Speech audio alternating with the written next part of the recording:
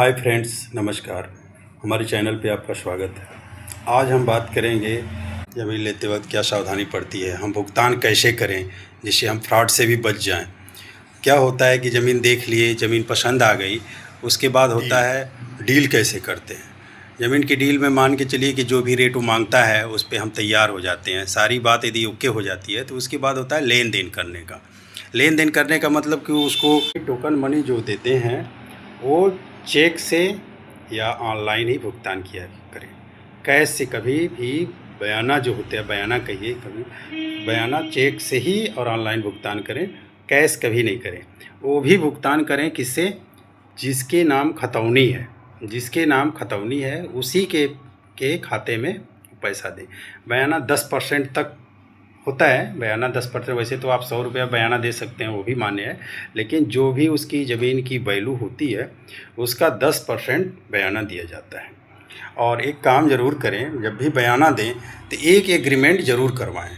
जितने term condition ले रहे हैं, जितने दिन का उसका टाइम ले रहे हैं कि भाई वो उस टाइम पे हमें पेमेंट करना है, टर्म कंडीशन 2 महीने का टाइम ले रहे हैं। ज़मीन मान के चलिए 30 लाख की ज़मीन है कोई, तो उसका 10% बयाना कर रहे हैं, तो उस पर उस एक रजिस्टर्ड ना करें तो 1000 का स्टाम्प पेपर पे ज़रूर टर्म कंडीशन लिखवाएं कि भाई उसमें हमें कितना देना नहीं दिया। जब बयाना नहीं दिया तो 2 दिन के बाद ही पता लगा, जो डील हो जाती है, यदि बात होती है तो उसका रेट वैसे ही बढ़ जाता है, तो आदमी पलट जाता है।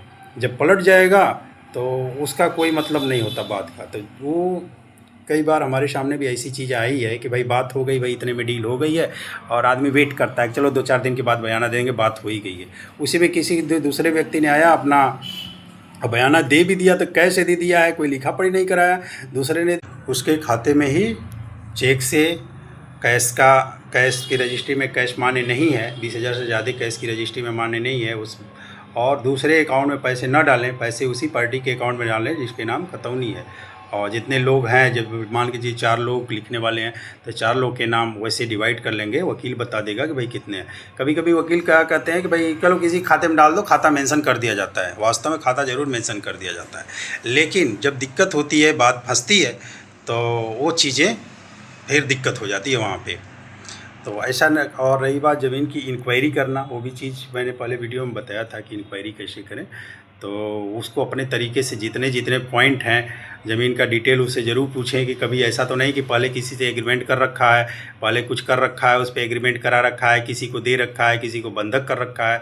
तो ये सारी जानकारी करने के बाद ही उस डील को फाइनल करें। तो जो भी भुगतान हो ऑनलाइन करें, चेक से करें। धन्यवाद।